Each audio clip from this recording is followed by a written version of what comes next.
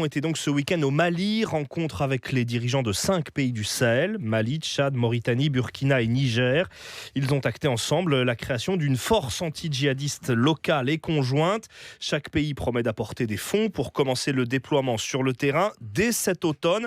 On rappelle que pour l'instant, l'essentiel de la lutte anti-djihadiste dans la région est mené par la force française Barkhane et ses 4000 hommes. Bonjour Général Vincent Desportes. Bonjour. Ancien directeur de l'école de guerre, professeur des universités associées à Sciences Po.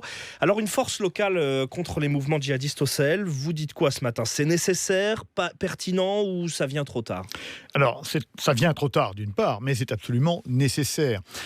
Pour deux raisons. Il est clair d'abord que si la France veut un jour partir, on ne sait pas quand, de cette opération, il faudrait bien que le relais soit assuré par quelqu'un, et ce relais ne peut être assuré que par des forces locales. Donc plus rapidement cette force sera construite, entraînée, équipée, plus rapidement les Français peuvent espérer partir.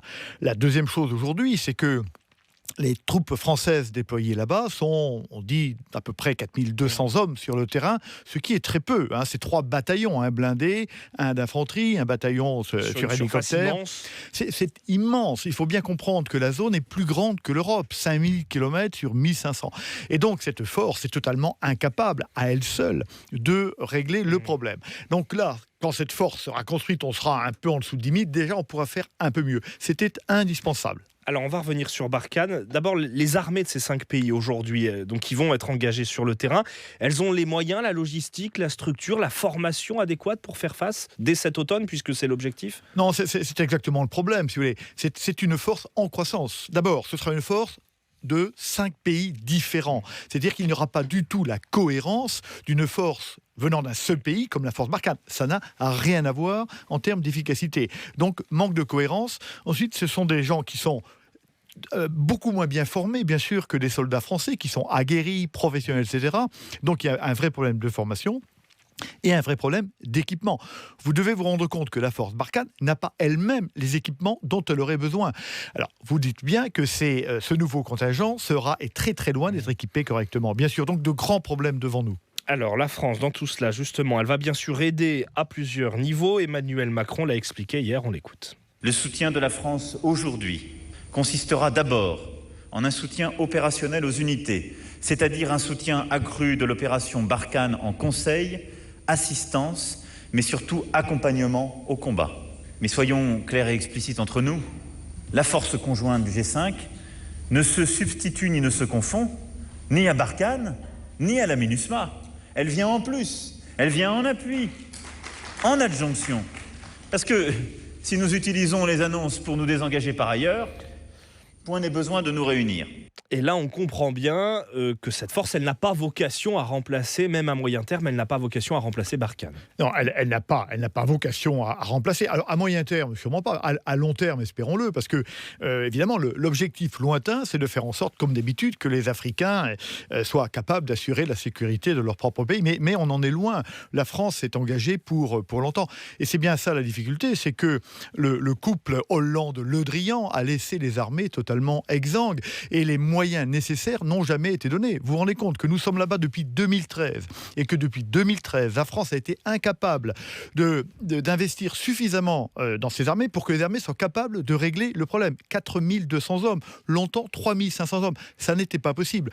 Donc nous sommes là pour évidemment très longtemps. Donc vous nous dites là qu'au-delà, donc non seulement on va rester durablement sur place, des années peut-être, sûrement, et qu'en plus il faudra investir davantage sur cette force Barkhane aujourd'hui. Alors, il faut investir sur la force Barkhane, c'est clair, qui pour l'instant, par exemple, a des taux de disponibilité de véhicules tout à fait déplorables. Quand on pense aux hélicoptères, moins de 25% des hélicoptères, parfois un seul hélicoptère est capable de survoler cette zone plus grande que l'Europe. Les véhicules de base de l'infanterie sont dans un état déplorable, extrêmement ancien, une quarantaine d'années. Ce sont les véhicules de l'avant blindé. Donc réinvestir sur la force Barkhane, sur des terrains qui sont en plus difficiles, j'imagine, pour très les matériels et pour les hommes, abrasifs, disent les militaires, c'est-à-dire qu'ils usent très vite, On n'a pas assez de moyens de renseignement. Ce sont les Américains, aujourd'hui, qui nous donnent la plus grande partie du renseignement dont on a besoin. C'est bien ce que dit le général commandant lui-même la force Barkhane. Donc, réinvestir en Barkhane, mais réinvestir ailleurs. C'est-à-dire que les promesses qu'a fait le président Macron de réinvestir dans les armées, il doit les tenir. Sinon, c'est la sécurité des Français qui est en danger. Alors justement, la promesse, c'est 2% du PIB d'ici à 2025, que le budget de l'armée représente 2% du PIB. Ça veut dire 2 milliards d'euros par an d'ici là. Vous y croyez, c'est tenable ? Écoutez, moi je crois à la parole du président qui a été élu.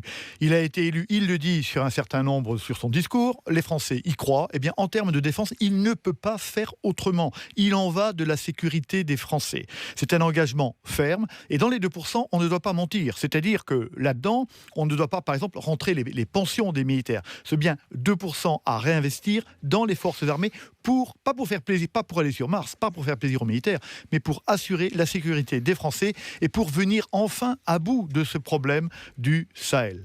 Justement, pour le Sahel, dernière question, on sait bien que la solution, elle n'est pas que militaire, évidemment. Il y a des problématiques économiques, sociales, climatiques, des velléités indépendantistes aussi. Est-ce que la France doit aussi prendre en compte tout cela ? Évidemment, évidemment. Le terrorisme n'est jamais qu'un symptôme. Et c'est un problème d'abord politique et social. Et donc, l'intervention militaire est absolument nécessaire, mais ce n'est pas elle qui va régler les problèmes. Et donc, on voit bien qu'on doit faire 3 choses à la fois. Assurer la sécurité, mais en même temps réinvestir pour arriver à relancer l'économie. Et puis, assurer une amélioration de la gouvernance, parce qu'on sait qu'un certain nombre de responsables de ces différents pays ont intérêt à ce que les choses n'avancent pas. C'est tout à fait important. Les 3 à la fois. Donc la France doit réinvestir massivement et les Français doivent comprendre que c'est leur propre intérêt, ce réinvestissement en Afrique et en particulier dans la zone sahélienne qui est une poudrière. La poudre, c'est quoi ? C'est la surpopulation galopante.